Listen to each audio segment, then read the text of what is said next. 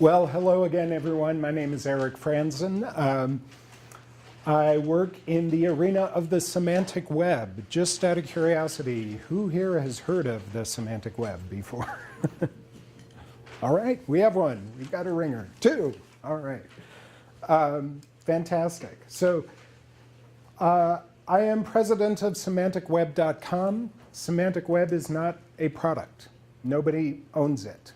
Semanticweb.com is a site that talks about news of business applications of semantic web technologies and semantic technologies in general.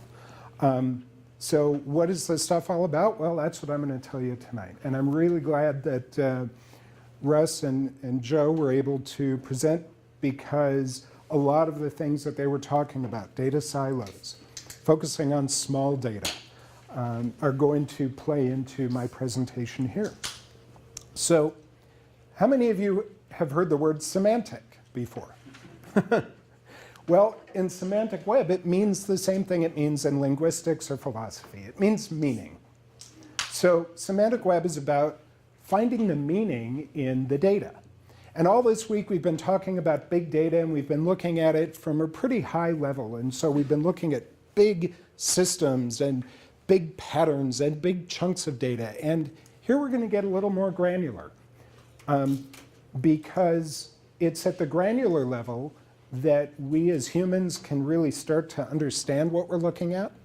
And it's also the point at where machines can start to interpret the data. Semantic web is like the harmonica. Not exactly, but I'm not big on sports metaphors, and so and I am big on harmonica. So that's my metaphor for this evening. Bear with me. How is it like the harmonica? Well, it's easy to play. My little boy can pick this thing up, breathe in and out of it, and get instant gratification. He can get a response. And semantic web technologies are very similar. You can do just a little bit and do some pretty cool stuff with it.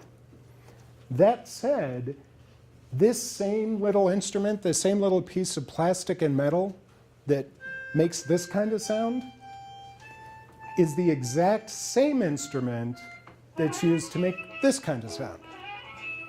And semantic web can be used, and is being used today, to drive business-critical systems worldwide. Huge amounts of data flowing in and out from household names that you've heard of. Your financial data may be going through some systems that are using semantic web technologies. Experian, one of the big credit reporting agencies, acquired a company out of the UK a couple of years ago called Garlic. Their whole database is built on semantic web technologies. So what we're going to talk about tonight is, what is semantic web? What are the core technologies of it? And who's using it and why? First of all, to dispel some myths, because there are a lot of myths about the semantic web. It's not a software package. You can't walk into Best Buy and pluck it off the shelf and put down your money and buy it. It's not something that will ever be done.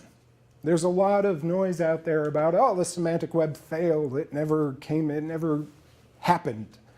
Well, the web itself will never be done. It's an ongoing system. People are constantly adding data to it, changing the data.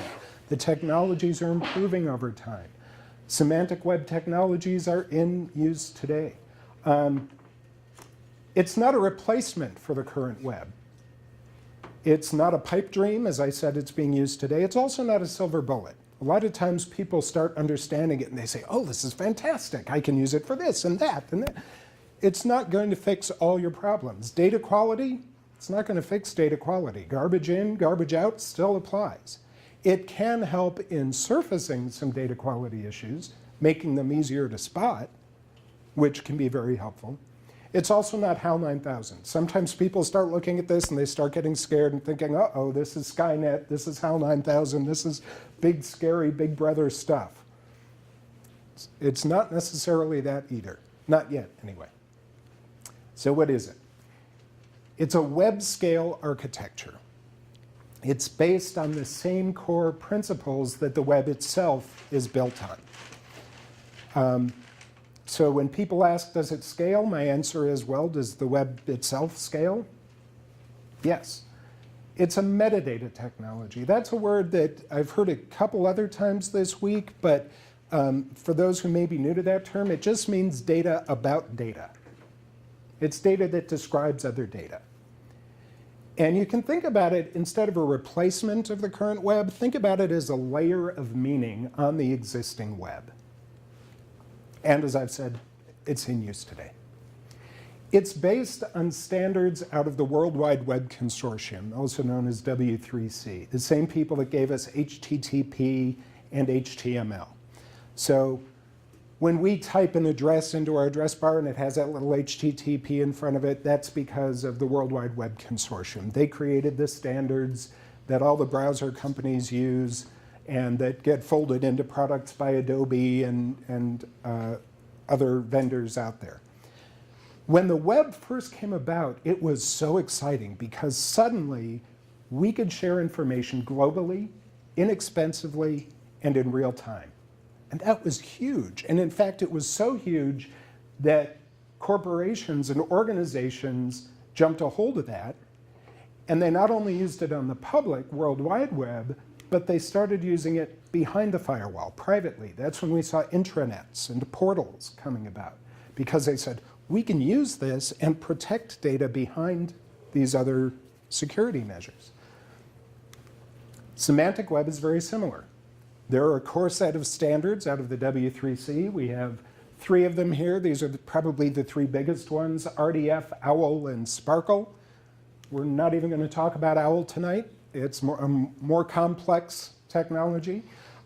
It's a very interesting one and a powerful one. If you really get jazzed about this stuff, I encourage you to look into it. But we're going to talk about RDF and Sparkle particularly because they're very powerful in that they help us share data globally, inexpensively, and in real time on the public web or behind the firewall or in combination. These technologies are used to connect data on the public web, behind the firewall, or in combination, and to make it interpretable by machines. A lot of people talk about machine understanding. I prefer the word interpretable because in my mind, if a machine can interpret the meaning of a bit of data, then it can calculate that. It can work with that in a way that the machine is used to operating. So let's take a look at machine interpretation as the web has evolved. And what do I mean by machine interpretation? I hate the idea of versioning the web, but I'm going to do it here anyway, just for the purposes of this. If you think back to those early, mid-1990s days when people really started becoming aware of this thing called the web, and everybody was saying, oh, I have to get a web page. It was all about linking documents. That information that companies and people were sharing globally, inexpensively, and in real time was in the form of documents, HTML documents, and PDF documents, and it was just sharing and linking those documents with those little blue links that popped up everywhere. Back in those days, here's a typical Amazon web page. You know, you and I can look at this and we can see exactly what this page is all about. A lot of information on this kind of a page. This is a piece of music. However, my machine is really dumb about this information. My machine understands, okay, characters and formatting and images. I know I need to render an image right here, and maybe it's a GIF, maybe it's a JPEG, I don't know, but I need to render it. And I know that this text needs to be bold and this text needs to be blue, but it doesn't have any idea what this page is about. Web 2.0 has been this wave that's been all about linking people. Our likes, our dislikes, our social networks, our interests. We added a ton of data into this system of the web with these Web 2.0 technologies because suddenly I, as a user, could add information, data, to this system, to a web page that I had no part in programming. I could go in and review this piece of music, and in fact, we could create data about that data. We could create metadata. Was this review helpful to you? Yes or no? Another user can come along and add a layer of data on top of my data. So we suddenly started throwing tons more data into this system. But unfortunately, my computer is still really dumb. It has no way of understanding what's going on here. It's still just characters and formatting to them. It's really hard, not just for our machines, but for us to understand what's going on if we don't have the proper context for something. And Semantic Web is all about context. So Web 3.0, or the Semantic Web, is about linking data. If we're able to tell the computer specifically that this image is a representation of a cover, an album cover, and we can say that there's a band associated with this piece of music, and this collection of music has a title, and the songs have titles, and there's a format. In this case, it's audio CD, but there's MP3 music available. There's a price associated with it. That's interesting because Amazon has Amazon.com, but they also have Amazon.co.uk. So there's probably a relationship between this price and the price in pounds sterling for the same piece of music over at the other site. And between those two commodities, now my computer can start to get some smarts, can start to understand what's going on here and do some computing on it. And that's why we use computers, to do the computing so we don't have to make things happen faster for us. For those of you computer scientists in the room, you may find this particularly interesting. For those of you who are not, bear with me and follow along as you can. Back in the day, the first computers that we used were siloed. Thank you for introducing that word. They stood on their own, and we had to use that computer and all the information inside that computer to compute. And there was no sharing between them. And then TCP/IP and DNS were introduced, and then we could start to connect our computers. Physical location was not as important, but the documents and media inside those computers were still siloed. They were separate. There was no sharing of information between them. So then we created HTTP and HTML. That was when we could start sharing all those documents and linking them together. However, the data, the entities, and the concepts inside those documents were still locked in there. If you did a search on Google for some concept and it happened to be mentioned in a 30-page PDF, it would link to that PDF, but it was on you to search through it to find that concept that you were looking for. So with the Semantic Web standards that we're going to be talking about tonight, we're just at the next level of abstraction. We're breaking those entities and concepts out so that they can be linked together. And there's a lot of power that comes with that. So the standard that the W3C has for doing that is something called the Resource Description Framework, or RDF. It's just a way of modeling data. It's a data model. It's a way of saying that the data in this system is going to be represented in this formal way. My friend Dean Alamang had this wonderful quote describing what it's good for. RDF is good for distributing data across the web and pretending it's in one place. You can start linking it together. So it's used to connect data and to make it interpretable by machines. And RDF is made up of something called triples. So that's what we're going to talk about next. Any questions at this point? OK, I'm going to keep throwing information at you. So how do we make things interpretable?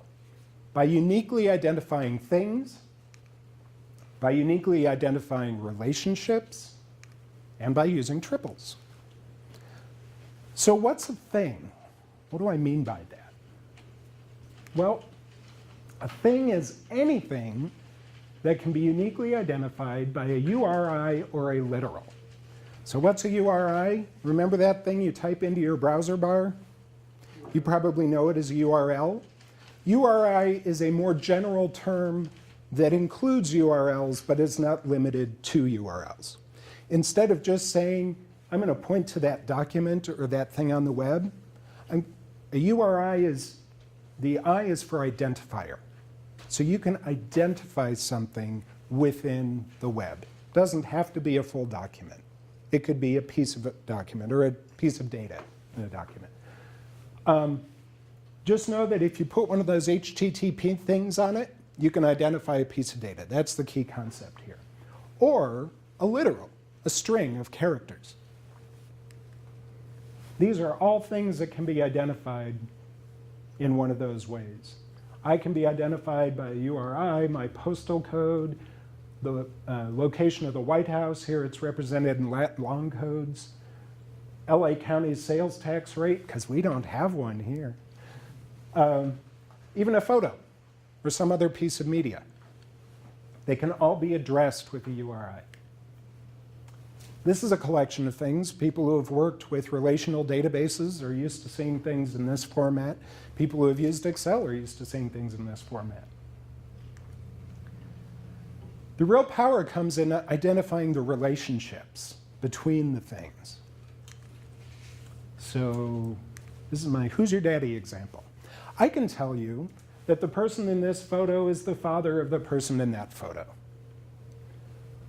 What's interesting is I can also represent that programmatically. I can address that photo with a URI, and I can say that the thing represented there is the father of the thing represented there, and I'm not going to put a URI in there just because I like looking at her picture. She's a lot prettier than I am. Where the real power comes in is I can actually programmatically, and don't worry about understanding the code here, just know there's a way of formally representing that relationship, of saying the person here is the father of this person. And it may be that I want to use, and by the way, I didn't write this. I got this piece of code from a vocabulary that's already out there describing relationships. And I can pick and choose in Semantic Web which vocabulary I use. So in this case, I may decide to use a vocabulary that talks about this relationship from the Mayo Clinic, because I'm the biological father of this person, and I choose not to use a vocabulary that comes out of an adoption agency or a computer science museum that says that Tim Berners-Lee is the father of the World Wide Web, because those have different meanings than the one I want for my data set. So I, as the application programmer, can decide at that level what vocabulary I want to use to describe that relationship. It's very extensible. So I can then go in and very easily just add another node, another piece of information, another data point on my graph, and say the relationship here is the same to that thing. That's where the data model piece comes in. Spoiler alert, so apologies if I'm ruining anything for anybody here. But someone else can come along and go and find that vocabulary out online and use that vocabulary for their data set.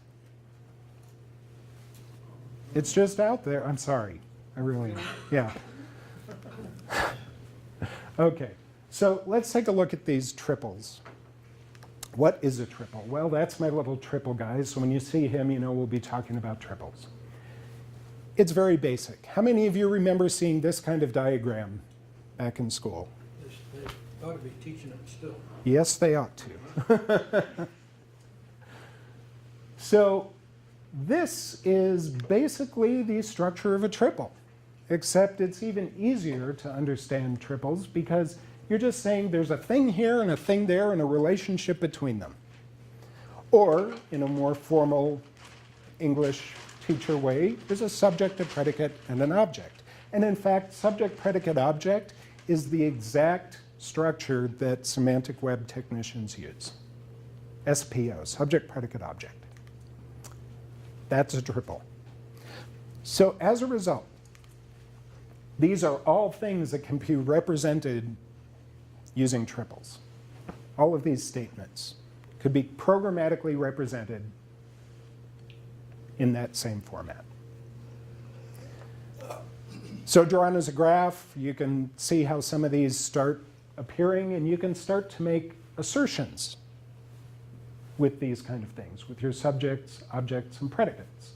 You can make statements and assertions that a computer can understand, can interpret. Here's a simple graph, some information about a song. You can see that relationships can go in two directions, depending on the vocabulary you're using and the information that you as a programmer want to convey. The trouble with triples, I'm sorry, I have to. Yeah, I'm enough of a geek, I have to make the joke, is that they multiply. And you can only imagine if you start making these statements, you're going to get a lot of them. So what do you do with them? This is an actual graph of triples from the pharma space. I don't begin to understand it, but people who work in big pharma absolutely do, and they love navigating data in this way because they can drill down and go through and find specific categories of drugs. They can find relationships between drugs and work in drug discovery. So where do you store them? Well, in a triple store. A triple store is just a native semantic web database. But that's not the only place. There are proprietary triple stores, there are open source ones, but you can also store triples in relational databases or as a native file, a text file. They can be added into existing documents, HTML documents. They can even be generated on the fly, to the point that Joe was making earlier about needing the flexibility that sometimes you need to keep the data and sometimes you don't. Sometimes you just need to generate it, compute on it, and let it go. So for those who are interested, there are a lot of different syntaxes for writing RDF. They all have pros and cons, but they're all about this same concept. Identifying things, identifying relationships in that formal way. Okay. Questions at this point? All right.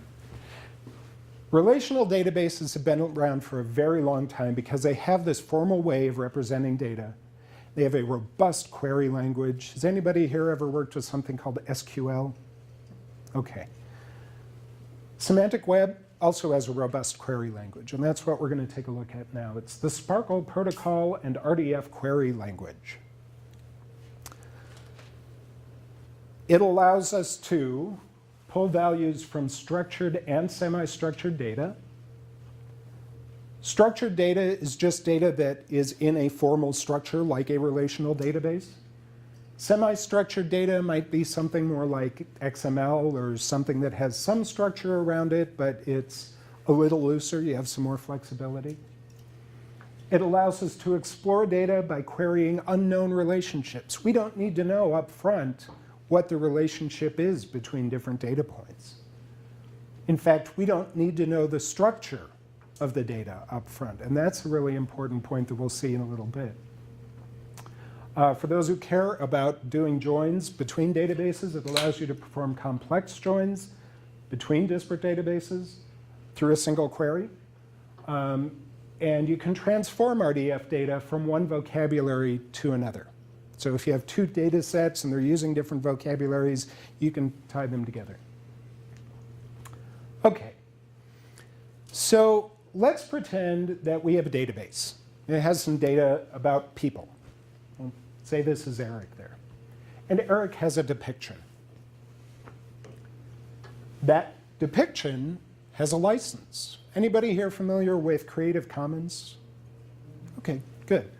Creative Commons is an open licensing platform. You can go online to creativecommons.org, type in the requirements you have for something, and come away with a license that is legally viable. You'll see all the slides in this deck have a little icon at the bottom, except this one because the image covered it up. But it's a Creative Commons license. It just says that people can reuse the images, that they have to give attribution back to me, can't be used commercially. There are all kinds of restrictions you can put on it. Creative Commons is awesome. I encourage you to take a look. So that image has a license. Eric likes blues. Eric also likes blues, which is a club in Chicago. Recently, my wife and I bought a house here in Missoula, and we were renovating it, and lo and behold, I discovered that I really like blues. So you can start to see there's a data problem emerging here of disambiguation, where you have to start telling the computer, no, I mean this blues, not that blues. There's another database out there in the world. Bob wrote an article. And that article is about a place. Well, what if we could draw a connection? You know, this guy used to live in that place. And that has a license as well. And in fact, it happens to be the same license as that one. So what could we ask of a system like that? You know, all this disparate data, you have Creative Commons licenses and the definitions in one place, database over here with information about people, something else over here about articles. Well, let's see, we could ask, what does Eric like? Get some information. What has a Creative Commons license? Show me all the things from these databases that have that license. What license does this document have, or that document? Or what about what is liked by anyone who has lived somewhere that is the subject of a document Bob has written? You could start doing some pretty cool queries with this kind of modeling and with Sparkle.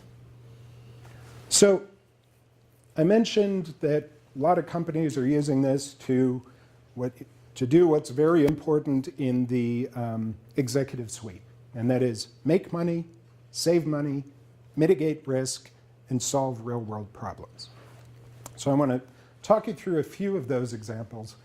Here are some industries where it's being used: healthcare, life sciences, financial services, manufacturing and retail, marketing and advertising, SEO and SEM, search engine optimization and marketing. Libraries, archives, and museums are using them. Governments, a lot of the open government data that Russ referred to earlier is in this format or available in this format. So it makes it that much easier to tie into. And more industries are using it. It's growing all the time. Social. What's that? Social media is, Facebook is pretty much everything you just mentioned. Facebook announced, I want to say it was about 5 years ago, their use of something called Open Graph Protocol. It's like two years now. Yeah, The Open Graph? yeah. Yeah, exactly. And Finding pages that Derek liked. that's right. And it's based on RDF. The Open Graph Protocol is based on RDF. So the reason that Facebook is able to tie all those things together is because they're using these technologies. Best Buy is using them to great effect. There's a gentleman at Best Buy by the name of Jay Myers. And Jay was really frustrated because he was driving around with his wife and he was trying to find a refrigerator. And he works at Best Buy Corporate, and he couldn't find a store that had a refrigerator with the specs he wanted. In fact, he couldn't even search on the specs that he wanted. He knew he needed it to be a certain size, they wanted a certain color, he needed it to be delivered, he needed it soon, so they had to have it in stock. He couldn't find that information. So he started doing searches, and in fact, he was shocked to find that when he searched for Best Buy Minnesota, which is where he lives, or Best Buy Minneapolis rather, that wasn't even the first listing that came up at the top of the search results. So he couldn't find the address. He had to drill down. It was incredibly frustrating. He started implementing semantic web technologies in their website. And he started by putting in some really basic information. What's the address of this store? What's the phone number? How do you contact it? What's the lat long code? I don't know if you can see up here, but he coded in the geolocation. A lot of really interesting information here, the opening and closing hours. And what he found was suddenly when you asked a search engine, Google, Best Buy Minnesota, it used this information to not only surface a link to that website for the store, but it surfaced, hey, here are the hours of operation, here's the phone number, here's all the information that you need about that store. So Jay was pretty happy about that. That was a nice experiment for him. So then he said, okay, what if we mark up all 600,000 plus items in the Best Buy product catalog? He's a data geek, he gets into that kind of stuff, and so he did. And they've been able to solve some really cool business problems with that. Fortunately, they had a good tale to tell to the business unit within a few months. This was back in 2009, by the way. And Jay reported at that time a 30% increase in traffic on those pages that had RDF inside them, and a 15% increase in the click-through rate through Yahoo. So that was enough for the people holding the purse strings to say, keep doing what you're doing, Jay, that's just fine. And that gave him the leeway to experiment and keep doing some cool things. He solved the open box problem, which is one that's been plaguing the retail industry for a long time. That's the one where you go to the store and you buy the big TV and you bring it home and you open up the box and you realize it's too big for the wall. So you put it back in the box and you take it back to the store and they take it back, but then they have an open box that they have to sell. So they put a big ugly orange sticker on it and they try to sell it. They didn't have a way, in fact, no retailer had a way to let customers know that that was available, perhaps at a good deal. And they want to move that product off the shelf quickly so they can have new product back in the store and on the shelf. So he used that product information he had marked up to tie it into an app that was based on WordPress, so a store manager could open up a website, even on a tablet, and say, I've just received an open box item. It's this specific product. Here's the price that I, as the store manager, want to put on it. And the specs about it, maybe there's a dented box, or maybe it's missing a cord, or whatever it is, or maybe it's in pristine condition. And the store manager could instantly click a button. That information gets added to the store's website. So today, if you search at a Best Buy website, you can see what open boxes they have in store for you to go buy. BBC is using Semantic Web technologies. They had another big business problem. BBC is the largest broadcasting corporation in the world.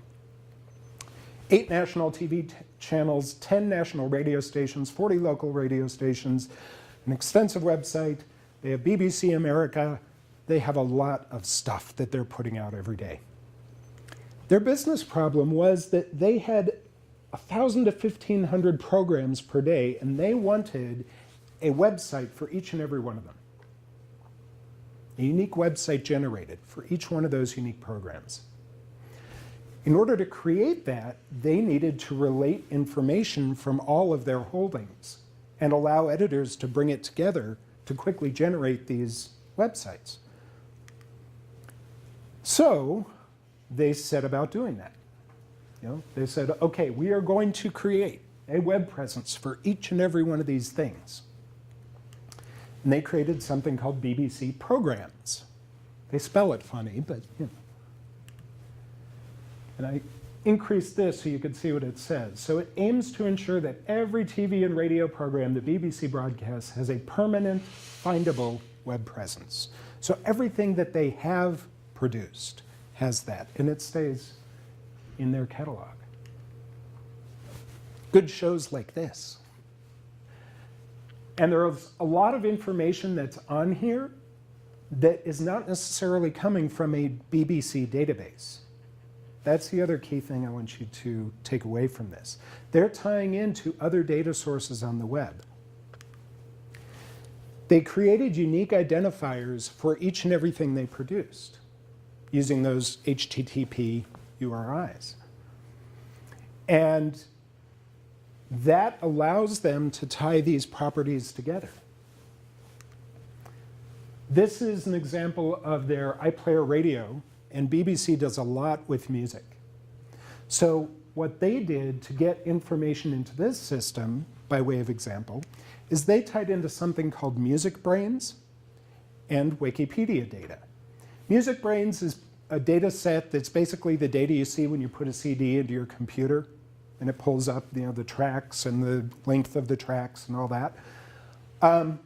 And Wikipedia, hopefully you all know too, there is a semantic representation of Wikipedia called DBpedia, Databasepedia, and it's just information from the little info boxes that appear kind of in the upper right of a Wikipedia page that have been sucked out and turned into those semantic triples.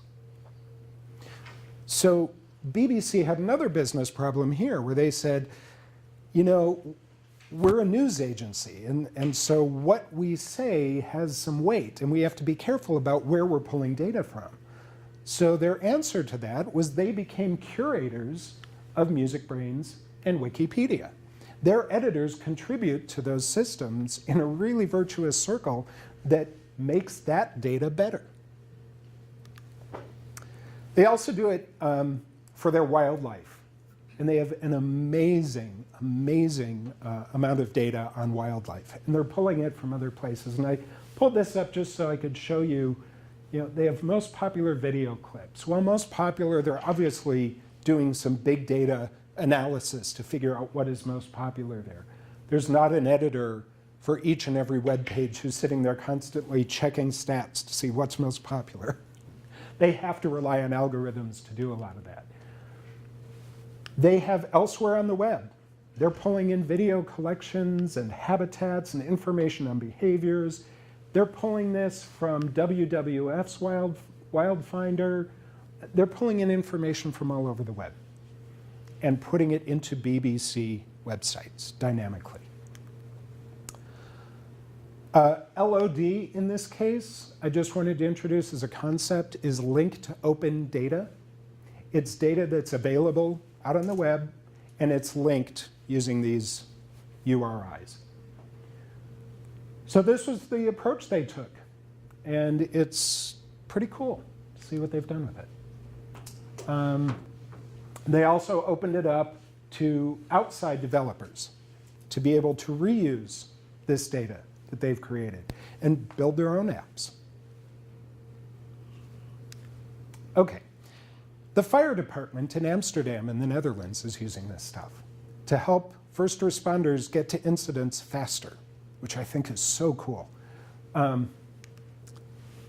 This gentleman right here is a firefighter, but he also happens to be a founder of a software company. His name is Bart van Leeuwen, and he's big on semantic technologies, and he did this out of fear. He had a real problem. He works in an old city, an old European city, and the challenges of a fire truck and navigating a fire truck are very different than those that you and I have. They can't use traditional GPS devices. They can't use them because in a city like Amsterdam, there are a lot of old cobblestone streets that are very narrow, far too narrow for a fire truck to go down. They can't use them because fire trucks don't have to obey the rules of the road that you and I do. If they need to go the wrong way down a one-way street, they absolutely can, and they need to know that that's an option for them. So he looked at this problem and he said, you know what? The firefighters in our department know this city. They know this city very well. They live here, they've lived here for years. What we need to know is other pieces of data. We need to know, where is the incident? Where is our firehouse? So that we can visualize what's the fastest route from here to there. That alone was a huge advancement for them. This is the kind of GPS base they needed. Now they're able to tie in other additional information. For example, they can tie into a municipal database that tells them there's construction going on right here in real time. They can see that this incident that they're going to is the Anne Frank house. There's a lot of information about the Anne Frank house. The Anne Frank house is a museum. It's a historical site. It's also an office space. And it's a residence. There's someone who lives at the back, one of the curators. So all of that information is critical for first responders to know in getting to this incident, but it's all in these different silos. All that municipal data and everything else. So he is tying it together using semantic web technologies. It's not just big organizations like Best Buy and things like that. There's a little nail salon in West Hollywood, California. Just so happens this one is co-owned by my wife, and that's why it has Semantic Web technology inside of it. And I originally did this because I was giving presentations and I was talking about Best Buy. And I would talk about Best Buy and there'd be two reactions in the audience. Oh, Best Buy, that's great. You know, the real player is using it. But Best Buy has a lot of money. They have a deep technical bench. This must be hard. It must be expensive. So I sat down and carved out 4 hours on a Sunday afternoon and said, well, I'm going to do what Best Buy did. And I'm going to put hours of operation and lat-long codes and phone number and that kind of information into our business website. Took about 20 minutes. Keep in mind, I had never written this kind of programming before. I had studied it, I had talked about it, I had talked to the developers who were doing it, but this was my first attempt at it. This was back in 2010. And within 2 days, we were indexed by Google. This was back when that didn't happen. You had to wait a while to be indexed by Google, especially a small site like ours. And suddenly, we started seeing all this rich data show up because we were talking about that data. We were telling the computer, this is what you will find there. The other thing that was really powerful for me as a small business owner, and kind of the reason that I tell small business owners they should be looking at this, after I did all this work, I tweeted about it. And within a half hour of doing so, someone I know who works in Semantic Web back east sent me this photo. It's a screenshot from OpenStreetMaps, and it has a call out on it with information about the business. It's not all that pretty, but that data is in there, and I didn't have to do anything at all to build this. So the next time that someone comes along and builds an application for busy mothers in West Hollywood who are looking to go get their nails done, the data's there for them. They could just pull it right up in that app, visualize it however they want, put pretty pictures around it, say, so that when that mother is out there and she looks down and sees that baby is asleep and she has 30 minutes to go take care of herself, she can go do it finding our shop using that app. That's value for a business owner, because I did that 4 years ago and it's still up there. Okay, questions at this point? I'm going a little past 6 o'clock and I apologize. If anybody needs to leave, I will not be offended. Yes, sir. What's the difference between your store hours, the way you wrote it, and just the normal HTML? The key difference is that right down here, the store hours are listed. Those are human readable. But a machine can't look at that and understand what I've said there. With putting the code in there, a machine can point at that and say, ah, I see. He's specified that these are store hours, that there is a concept out there called open time and close time. Is that hidden code, or? It's not hidden, it's an attribute around, it's just in the HTML. It's another attribute around the text. You don't see it, but the code is there. That's right. How does it take to read it? Can any browser read it, or? Browsers, it won't affect browsers, it won't hurt browsers. They're basic attribute value pairs. Yeah, they don't understand those relationships. The browsers are getting better about it, but the search engines are the ones who are really consuming this data. So that's why on the previous slide, though, when you have your search results, it doesn't just present a minimal, The it presented the simple output blue right there, link. Right, that's right. Whereas point, yeah. Yep. Yeah, Eric, I see, for example, I see that you have your address, and I mean, so Google is recognizing because you put it in a W3C RDF format, right? Is that correct? That's correct. Because, for example, if I put davidnassif.com and my father is Antonio Nassif, I mean, that's not something, I mean, I have to stick That's right. to W3C RDF format, and in that way Google will index it. Like There are several syntaxes where you can write triples. Within an existing web page, you're looking mostly at RDFA or microdata. And I'll talk about that in just a second. So are those the vocabularies you mentioned? Those are the syntaxes. The vocabularies, So Google, though, must be paying attention to a certain vocabulary that you've been. I'm so glad you said that, because who's using SimWeb? Google, Yahoo, Bing, and Yandex. Yandex is the largest search engine in Russia. These three got together about 3 years ago in 2011 and agreed on something. I'm going to let that just settle in for a minute. They agreed to work together on something.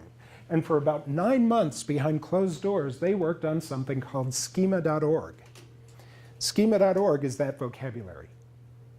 They agreed on a vocabulary. Now, we talked a bit about the Open Graph protocol that Facebook had come up with. That was about a year before this came out. Speculate, if you will, about whether there's a cause and effect there. I think maybe some people here thought that Open Graph protocol was great, but it had the wrong owners. So they came up with schema.org. Schema.org is a collection of schemas, or just HTML tags, that webmasters can use to mark up their pages in ways recognized by major search providers. So they agreed, we're going to have this central place, schema.org, where we have agreement about what we're going to call things. And because we're competitors, we're not going to tell each other or anybody else what we're doing with that data, but we're going to tell webmasters that we're looking for it. And that's exactly what has happened. So if you go to schema.org, you'll see pages like this. This one describes a type of thing that is a product. And there are all kinds of properties about a product. You can say that it has an additional type for the item, a description of it, an image representing it, that it is the same as something else. So you could say, this product that's in our catalog at Best Buy is the same as this item described on a Wikipedia page, or on the manufacturer's webpage, or, and. So those are the predicates that list there in 11. Yes, that's right. These are some more organizations that are using Semantic Web to do different and really interesting things. I'll let you just kind of look through. This one over here is kind of interesting, GS1. They're the organization behind barcodes and RFID tags. So we've talked a little bit this week about the Internet of Things. If you start thinking about all the things in our lives that have RFID tags or UPC barcodes, and how that might tie into a system like this, kind of cool stuff. Bunch more logos. They wouldn't all fit on one slide. The Plum Beauty Shop. Okay, it's 6:15. I have a section here on Sparkle queries if anybody's interested in seeing kind of how we ask those kind of questions formally, but I absolutely understand if people need to get up or want to get up and leave at this point too. It'll be fun and accessible if you want to stick around. Don't worry, I'm not going to be geeking too hard here. So for those of you who are familiar with SQL, this should look kind of familiar. The syntax is a little different, but it's basic general ideas. So I wanted to ask, what artists play the harmonica? And I'm asking this of DBpedia. The idea here is we're querying the web. So I picked some examples that would show us how to do that. DBpedia, again, is those triples that are based on the info boxes in Wikipedia. So what artists play the harmonica? And I take this bit of code and I put it into something called a Sparkle endpoint.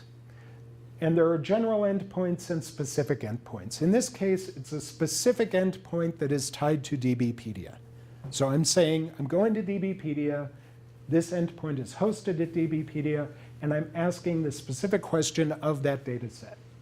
And it gives me a result set. That's kind of interesting. They're all blue links, so they'll all take you off to a page with a lot more richer information about those entities. What if I want to say, what artists play the harmonica and the guitar? Okay, smaller list, but I checked, it's accurate. What artists play the harmonica and the tambourine, and in what acts did they perform? Now, I'm not sure there's a website out there that covers that. There may be, but I haven't found it. So I asked this question, and I get back another result set. And you'll notice here, some of these on the right, some of the apps that people are in are blue links, and some of them are character strings. As I said before, it could be one or the other as part of your triple, particularly in that third position of the object.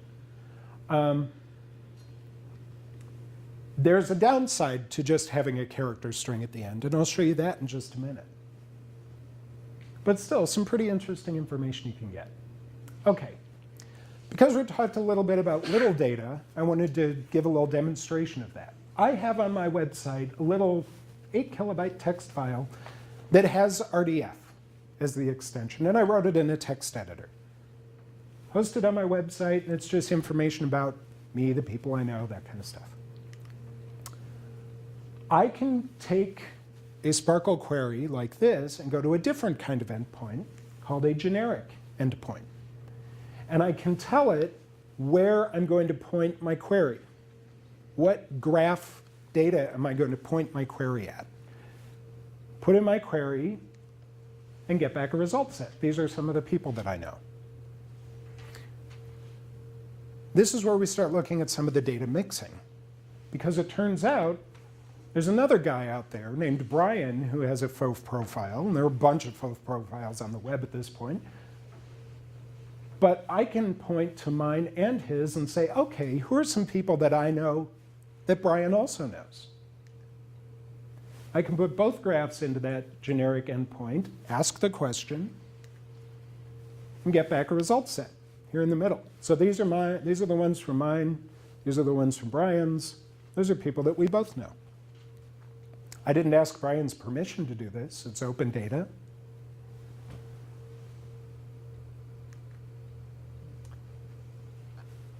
Here's kind of a complex query. Show me all the landlocked countries in the world with populations greater than 50,000. I want to see those country names in English and eliminate all the duplicates.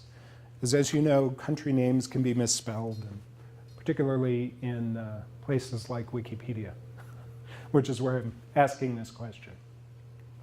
Not a terribly long query to ask that information. And I get back a result set. With one little tweak, you'll notice this little @n right here. That means I was asking in English. If I go back and I change this right here in the query and run the query again, I get the result set back in Russian. A lot can be done dynamically with this kind of a data system. Because this session is titled Semantic Web for Fun and Profit, I thought it important at this point to bring some fun into it. So we're looking for these pieces of information: an episode number, air date, guest star, chalkboard gag, and couch gag. Any ideas? There are a couple hints in there. Friends. Not Friends, good guess. Simpsons? Simpsons, because everything always comes back to the Simpsons. And then order them by episode number. So I'm going to ask some questions about Bart Simpson's linked data. There's my query in the endpoint. I'm asking from a bunch of different vocabularies here. These are all vocabularies that are used, describing different things. This one right here, FOAF, friend of a friend. I mentioned my FOF profile. That's what that vocabulary is all about. People, their interests, all that kind of stuff. DC is Dublin Core. There was an organization in Dublin, Ohio that got together a group of people and decided on 15 terms that could be used to describe scholarly articles originally. And then they expanded it. They didn't expand the vocabulary. They just expanded what it could describe because they found that things like title and author and contributor were relevant. Okay, so here are my results. Episode number, air date, guest star, chalkboard gag, couch gag. One large one here. So this you'll see as a blue link. And here you have Kelsey Grammer and Diane Tanaka. Now, the blue links are really interesting from a development standpoint. If someone wanted to use this data to build something, the blue links are really interesting because this Kelsey grammar as Sideshow Bob ends right there. There's nothing more you can do with that. It's a character string, so you could make it look pretty and that's it. But with George Takei, once you tie into that, you could actually jump off to this entire page about George Takei and all of this rich data about him. His birthplace, his birth name, this description of him. Just amazing stuff here. Lots of rich data. So the last thought I'll leave you with regard to semantic web, is back to a harmonica metaphor. And that's that a little bit can be very powerful. I don't know how many of you recognize this song, but listen carefully to the harmonica riff. It's 5 notes. And it's one of the most recognizable harmonica riffs in the world. And the second you hear it, you know what song that is. And it's extremely powerful. And the same is true with semantic web. It's easy to go down a rabbit hole really fast and get lost in the weeds. But just by putting a little bit of data in there, store hours, lat long codes, what's the information on your page? What is your page about? You can derive a lot of power. So that's me. This is where you'll find me during the day, semanticweb.com. It's a news site. My consultancy, semanticfuse.com. We help people do this kind of stuff. And we have a conference coming up in August all about semantic technologies taking place in San Jose. So that's me. Thank you all very much. If you want to reach out, if you have any further questions, please feel free to connect. And thank you. Question? Sorry if this was addressed earlier, but when you're synthesizing data from all these data sources, how do you address veracity? You know, what's the authority? Different people can tag things if they know the language. Sure. Does that create conflicts or ordering or, you know? Excellent question. The W3C has just recently been hard at work on something called prov. And prov is provenance. So that carried with each piece of data, you can actually tie the provenance to it. You can say, this is the source of this information. And that's really becoming valuable. The Getty Museum just released several of their vocabularies describing artifacts in their collections. And they're very interested in provenance.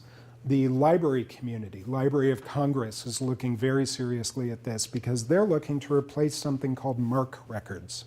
MARC records are the things that libraries have used for 40 years to describe all the resources in the libraries, the books, the microfiche, all the stuff. And they are replacing those with linked data. So they're using provenance to do it.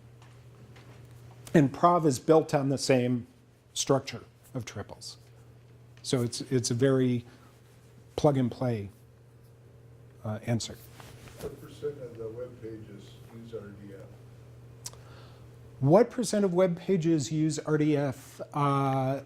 It's usually in the form of microdata or RDFA, and a gentleman at Google recently reported that, I want to say it was like 15% were using it at this point.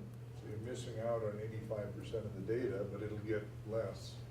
Yes, I mean, that's the idea. Schema.org was a huge game change because suddenly you had the value proposition to the web developers.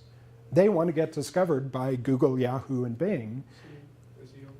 SEO. So the SEO community has taken big note of this, and they're paying big attention. They don't always get it right. They don't fully understand what they're supposed to do, but they're absolutely paying attention to it. So if I'm reading the newspaper and it says such and such a person, politician, said this about whatever, you know, today's little news bite. Yeah.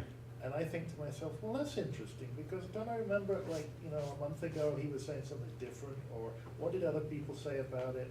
And those kind of relationships, it seems like somebody's going to have to spend a lot of time going through texts and marking pieces of information with this useful tag. There- Is that ever gonna happen? I mean, it seems like totally, almost infinite. So two things. One, will it ever be done? in the same way the web Yeah, yeah. will ever be done? No. But there are an increasing number of tools allowing people to do this. There's one by Thomson Reuters called Open Calais, where you can take a block of text, put it through this tool, and it'll pull out the entities. It'll recognize, in this thing that's probably about an acquisition, Microsoft bought this company. Well, it may not recognize this company. Maybe it's Microsoft bought Little Labs. Well, it doesn't recognize Little Labs because this newspaper's never reported on it. And Thomson Reuters may have no record of Little Labs before. But because of that relationship Microsoft acquired, it knows, well, I know what Microsoft is, and I know what an acquisition is. Therefore, this is probably a company entity, and with a good degree of certainty, I can say that that is a business. It's a type of business. Don't know what type, an S Corp, LLC, I don't know, but I can make that assertion. So the machines can start to make inferences when you do this as well, and there's some really interesting reasoning projects taking place. So if I have a question, how do I know where to search besides DBpedia? Is there a catalog of catalogs, basically? You can, there are catalogs of data that are out there. You can check out linkeddata.org to see some of the data sets that are out there, the linkable data sets. But you can also increasingly use search engines to ask questions. Google has created something called the Knowledge Graph. A few years ago, they bought a company called Freebase. And it's a company that had just this massive database of entities.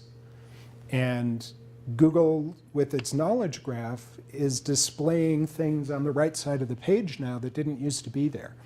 So if you do a search on Van Gogh, for example, or Frank Lloyd Wright is perhaps a better example. It's going to assume you're looking for the Frank Lloyd Wright, the architect, and it's going to give you quick access to his blueprints, his houses around the world, and things like that. And it does that by using inference, and you can ask a pretty complex question now that you couldn't do earlier with Google. Historically with Google, if I type in MOLE into a search engine, I'm going to get back results about small furry animals, something on your skin, spies, a Mexican chocolate, spicy sauce, all kinds of things. MOLE? Yes. Oh, it's awesome. Yeah. Mole. Yeah, I love it. It's one of my favorites. I just had a white mole for the first time. It was really interesting. Anyway, but that has been searched for a very long time. And now we can start to disambiguate a little bit because the search engines are doing it for us. Is this some level of machine learning? Machine learning is involved in some of the same systems that use semantic web standards. You see, semantic web standards have been used in systems that have used other semantic technologies. Things that I put in that broader category include things like machine learning, text analysis, natural language processing, things that help systems understand. But semantic web standards are this very specific set of things. Some of those systems would be Siri on the iPhone, Watson, IBM's big computer that won at Jeopardy and is now helping with healthcare. So it's usually used in combination with things like machine learning. Are you having fun? I'm having a ball. So here's another thought. This is a little inquiry I had. I noticed that the weather forecast in the newspaper seemed more accurate a week ago than it was yesterday. In other words, the prediction for today's weather got worse over the intervening period. And I, at one point, actually cut out the little diagrams from the paper and lined them up, like this, and looked. How would I do that electronically with what you're talking about, or what Russ and you guys are doing? Is that kind of data, looking backwards at published stuff in a way, gonna be, is it available now? Is it gonna be? So one of the things I really love about this set of technologies is the balance it has between machine processing and human curation. It really elegantly allows for both. The New York Times is using this. They've had an index since 1851 of things around the country, and it's been a trusted source since then. They've now made that available as this linked open data in that format. If you trust the New York Times as a source for that information, you can continue to trust the New York Times as a source for that information. They went through one of these elegant processes where their way of turning this into linked data was to pull up a dual screen in front of a human being that said, here's the thing from our index, Kansas City, and here is that thing that we think you're looking for from a linked data set of geocodes. And do they match? And a human could say, no, I meant the Kansas City in Kansas, and make that connection and say, that's the one I meant. And then that human did the curation, and it's linked forever in the New York Times data set until someone comes along, an editor comes along and says, that's not right, and changes it. But it's got this very elegant way of working with it. So long answer to your question is, how do you do that? You find a trusted source. There's no big entities saying that the information at the New York Times is more trustworthy than the information coming out of Fox News. If you prefer one source over another for your weather or any other information, you can continue to trust that source. And if you're an application developer and both have their information available as linked data, you can use either one. So, sorry, there's no canonical reference for weather yet. I like the National Weather Service myself, but. Something I realized in the new operating system of Apple, now you have the ability to add tags to any file you own, and it's great. It's awesome. I have the sorry, I forgot the name, but I used to keep my links in my desktop. I like something, I grab the link and save it as a weblog file. When I want to find something in my own computer of something I like, it's barely impossible. It's something I already looked at. So now with that, I can easily say, this is for Facebook, this is for social media, this is for development, this is for personal, this is for, and I just look at all the files that have that metadata of anything. And it could be a PDF, a link, a Word document, a picture. It doesn't matter, because as long as I have semantics, I can access it more easily. So I wanted to share something about what you said. Thank you. That's great. Thank you, Eric. Okay, well, thank you. This went way over time, but thanks for sticking around. I'd like to thank Russ and all the crew for organizing all these things. It's been a lot of fun, and we hope we can continue the dialogue, et cetera. So We're going to grow some more companies here. Yeah, we're hoping this is the first annual.